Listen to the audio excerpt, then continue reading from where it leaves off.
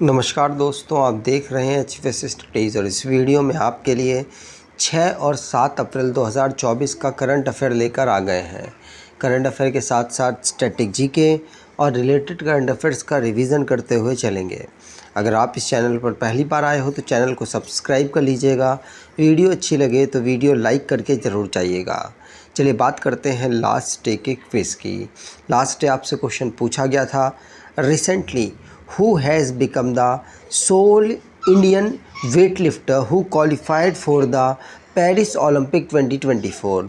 तो हाल ही में पेरिस ओलंपिक 2024 के लिए क्वालिफाई करने वाले एकमात्र भारतीय भारोत्तोलक कौन बन गए हैं? तो आप सभी ने आंसर मीराबाई चानू दिया था और मीराबाई चानू ही सही आंसर है।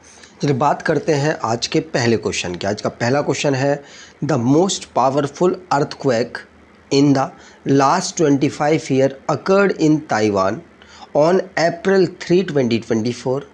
Explain it's intensity. तो पिछले 25 वर्षों में सबसे शक्तिशाली भूकंप आया है ताइवान में 3 अप्रैल 2024 को। तो जो इस भूकंप आया था इसकी तीव्रता क्या थी? तो इसकी तीव्रता थी 7.5 इंटेंसिटी का था। ये RH स्केल में, ध्यान रखिएगा, RH स्केल में 7.5 मैग्नीट्यूड इसकी इंटेंसिटी थी। और जो कि पिछले कई सालों के बाद इतना हैवी भूकंप ताइवान में आया है। ताइवान की बात करें तो ताइवान जिसकी कैपिटल ताइपे है, साई इंग वेन यहाँ के प्रेसिडेंट हैं। करेंसी यहाँ की न्यू ताइवान डॉलर है। अगर आप कोई इंटरनेशनली करंट अफेयर को रिवाइज़ करें तो पहला क्वेश्चन पढ़ लिया। दूसरा, डेमोक्रेटिक रिपब्लिक कॉन्गो जिसके जुदिए सुमिनवा तुलुका जो कि पहली फीमेल प्राइम मिनिस्टर बनी है। लुइस मॉन्टेनेग्रो ये नए प्राइम मिनिस्टर पुर्तगाल के बने हैं। और यूएसए में फ्रांसिस स्कॉट की ब्रिज है जहां पर सिंगापुर का एक शिप कोलाइड कर गया जिसकी वजह से ब्रिज टूट गया। सऊदी अरेबिया जो कि पहली बार मिस यूनिवर्स इवेंट में पार्टिसिपेट कर रहा है। 148 नंबर का इंटर पार्लियामेंट्री यूनियन असेंबली की बैठक जिनेवा स्विट्ज़रलैंड में ऑर्गेनाइज कराई गई।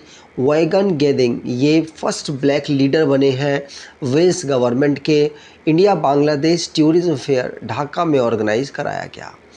अगला क्वेश्चन है, who has recently taken charge as the president of ASSOCHAM. तो हाल ही में एसोचैम के अध्यक्ष के रूप में किसने कार्यभार संभाला है? तो हाल ही में एसोचैम के अध्यक्ष के रूप में कार्यभार संभाला है किसने? संजय नायर ने प्रेसिडेंट एसोचैम का कार्यभार संभाला है। ध्यान रखिएगा, ये रिसेंटली में इन्होंने प्रेसिडेंट एसोचैम के कार्यभार संभालने से पहले ये चेयरमैन सोरिन इन्वेस्टमेंट फंड के थे और अब ये 2024-25 तक एसोचैम के प्रेसिडेंट रहेंगे। इन्होंने जगह ली है अजय सिंह की। ध्यान रखिएगा, ASSOCHAM non government trade association है। अब अपॉइंटमेंट से रिलेटेड क्वेश्चंस की बात करें, पहला क्वेश्चन पढ़ लिया। दूसरा, जयश्री दास वर्मा 41 नंबर की national president FICCI ladies organisation की बनी है। लेफ्टिनेंट जनरल JS सिदाना ये 33rd DG बने हैं इलेक्ट्रॉनिक्स एंड मैकेनिकल इंजीनियर्स के। कमल किशोर ये इंडिया के नेशनल डिज़ास्टर मैनेजमेंट अथॉरिटी के यहाँ पर काम करते हैं और United nation security general Antonio Guterres ने इंटरनेशनली भी इनको डिज़ास्टर मैनेजमेंट की एक टीम में सदस्य बनाया है।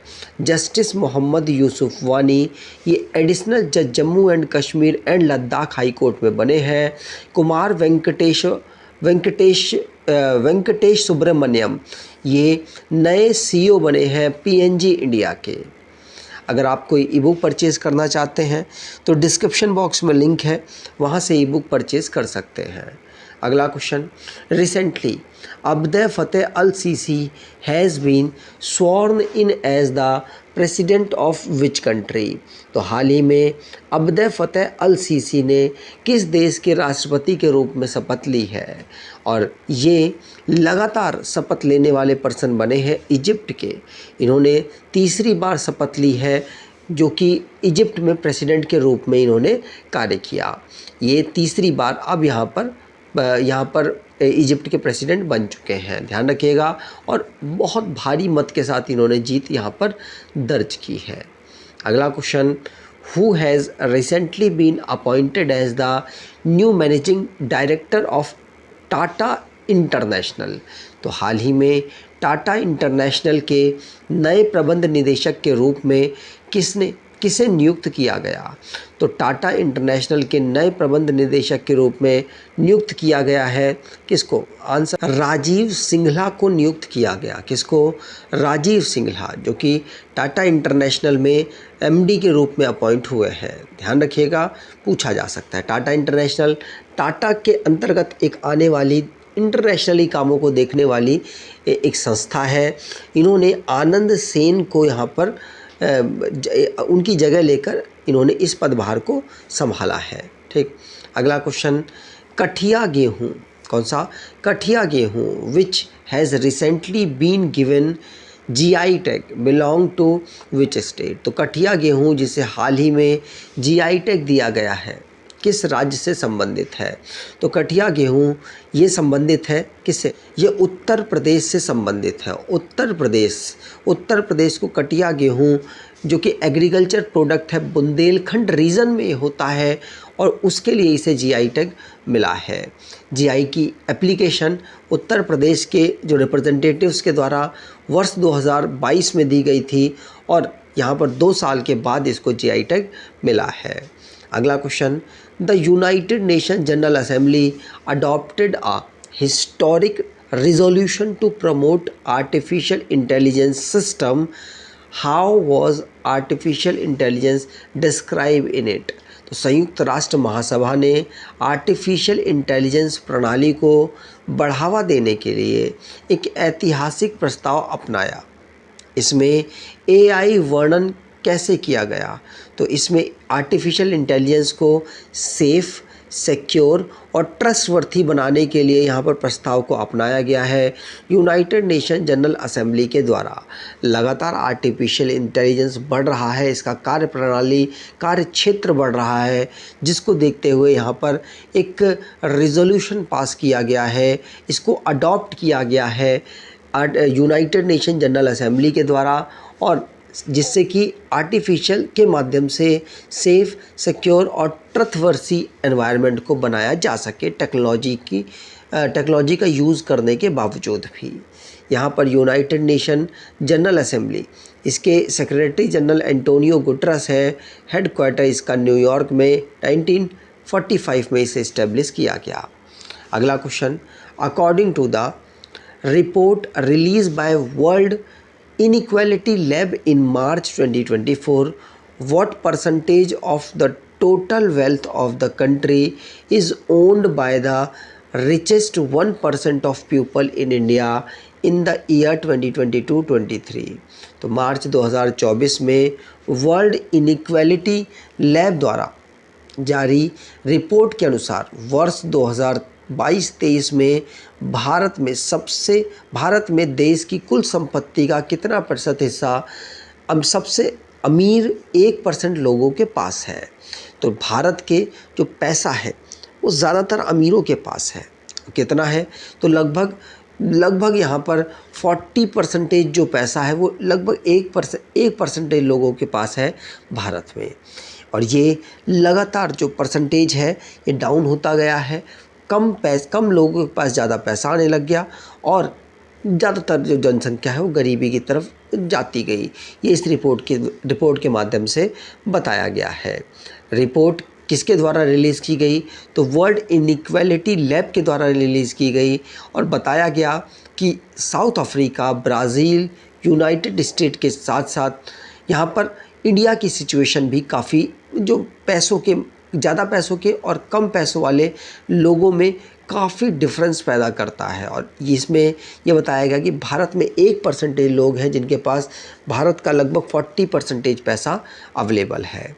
इस रिपोर्ट का नाम था income and wealth inequality in India 1922-2023, the rise of billionaires Raj इसको 18 मार्च को रिलीज़ किया गया। ठीक, इसको तैयार करने के लिए इन 4 लोगों का अहम योगदान है। अगला question, after a powerful earthquake in Taiwan there was a discussion about the ring of fire, what is it. Taiwan में शक्तिशाली भूकंप के बाद रिंग ऑफ फायर को लेकर चर्चा होने लगी, आखिर ये क्या है। तो रिंग ऑफ फायर ये एक प्रकार का अर्थक्वेक की वजह से उठने वाला एक पानी का प्रेशर है, और वोल्केनिक जो प्लेट है उनके मूव करने की वजह से जो पानी में मूवमेंट होता है उसी को कहते हैं और रिंग ऑफ फायर। तो ये एक सीरीज़ है volcanoes and seismically active location in Pacific Ocean. तो पैसिफिक ओशियन के वल्कनाइज और सिस्मोकली जो एक्टिव लोकेशन को ही यहाँ पर बताया गया रिंग ऑफ फायर, और ये करीब करीब इस एरिया में ये बनता हुआ नज़र आता है। ठीक, तो ताइवान के जो भूकंप आया है, जो वहाँ पे त्रासदी हुई है, उसकी वजह से रिंग ऑफ फायर लगातार यहाँ पर चर्चाओं में आ गया है। ठीक, आगे बात करें। अगला question, where was India's first domestic gene therapy for cancer launch. तो कैंसर के लिए भारत की पहली घरेलू जीन थेरेपी कहाँ शुरू की गई। तो कैंसर के लिए भारत की पहली घरेलू जीन थेरेपी शुरू की गई है कहाँ। आंसर होगा आईआईटी बॉम्बे में। कहाँ पर, आईआईटी बॉम्बे आंसर सही होगा। आईआईटी बॉम्बे में इसको लॉन्च किसने किया, तो इसको हमारे द्रौपदी मुर्मू जो कि भारत की प्रेसिडेंट है इस समय पर, उनके द्वारा लॉन्च किया गया है। पहली डोमेस्टिक जीन थेरेपी है जो कि आईआईटी बॉम्बे और साथ साथ टाटा मेमोरियल हॉस्पिटल के द्वारा इसको डेवलप किया गया। ये इंडिया का पहला कार टी सेल थेरेपी है जो कि भारत में कैंसर के अगेंस्ट फाइट करने में मदद करेगा। अगला question, when is international zero waste day celebrated. तो अंतर्राष्ट्रीय शून्य अपशिष्ट दिवस कब मनाया जाता है। तो अंतर्राष्ट्रीय शून्य अपशिष्ट दिवस हम ऑब्जर्व करते हैं कब। आंसर होगा ये 30 मार्च को हम ऑब्जर्व करते हैं। तो 30 मार्च को हम ऑब्जर्व करते हैं इंटरनेशनल ज़ीरो वेस्ट डे। इसको यूनाइटेड नेशन जनरल असेंबली के द्वारा 14 दिसंबर 2022 को डिक्लेयर किया गया था। और इसका एम क्या है, तो वेस्ट को जो ह्यूमन हेल्थ में अफेक्ट डालता है उसको दूर करना, जिससे कि ह्यूमन हेल्थ बेहतर रहे और इकोनॉमी में जो ह्यूमन हेल्थ की वजह से हमें लॉसेस होते हैं वो कम हो पाए। इसीलिए ऐसा इसको ऑब्ज़र्व किया जाता है लोगों में अवेयरनेस फैलाने के लिए। अब लास्ट डे के करंट अफेयर्स को रिवाइज करें तो पारादीप पोर्ट इंडिया का लार्जेस्ट पोर्ट बन चुका है कार्गो वॉल्यूम के स्ट्रक्चर में। और मीराबाई चानू ये इंडियन वेट लिफ्टर बनी है जो कि पेरिस ओलंपिक में इकलौती क्वालिफाई कर चुकी हैं। और के स्टार जो कि साउथ कोरिया फ्यूज़न रिएक्टर से रिलेटेड है और ये अभी चर्चाओं में रहा। समुद्र पहरेदार इसको भारत ने आसियान कंट्रीज़ में डिप्लॉय करने का अनाउंसमेंट किया है और अभी वियतनाम से स्टार्ट किया है। इसरो जो कि नाइसिस प्रोग्राम को चला रहा है, एनवायरनमेंट में जो इफ़ेक्ट होता है रिसर्चेस वगैरह का उसको कम करने के लिए और साथ साथ उसकी बेहतरी के लिए हम क्या क्या कर सकते हैं उसके लिए नाइसिस प्रोग्राम को इसरो ने चलाया है। संतोष कुमार झा नए चेयरमैन और मैनेजिंग डायरेक्टर कौन रेलवे कॉरपोरेशन लिमिटेड के बने हैं। और बाल्को ये पहली इंडियन कंपनी है जो कि ASI परफॉर्मेंस इंडेक्स V3 इसको सर्टिफिकेशन प्राप्त हुआ। गोयना हिंदुस्तान एरोनॉटिक्स लिमिटेड ने यहाँ पर 2 डोनियर 228 एयरक्राफ्ट को गोयना को दिए हैं। और अतुल मेहरा ये MD और CEO बने हैं एक्सिस कैपिटल के।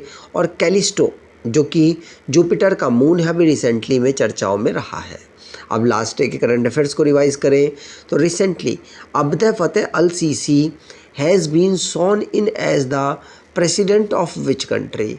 तो हाल ही में अब्दुल फतेह अल सीसी ने किस देश के राष्ट्रपति के रूप में शपथ ली? कमेंट बॉक्स में डिटेल में आंसर दीजिएगा।